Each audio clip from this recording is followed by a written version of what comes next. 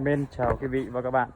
Hôm nay mình có một con xe là trong làng mình, là xe này rất là nó đóng vào cái móc xe nó rất là chắc chắn nha quý vị. Mọi người nào quan tâm với cái xe này thì mọi người inbox cho mình nhá. Ok, đây xe hai cầu móc là đồng gia lê nha.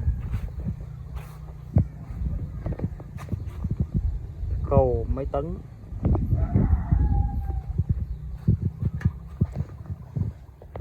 cầu vẫn ok nặng luôn.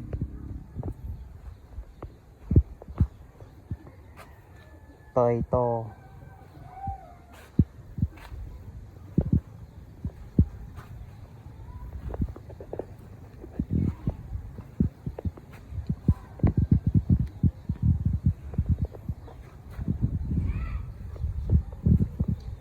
vô lăng rất nhẹ.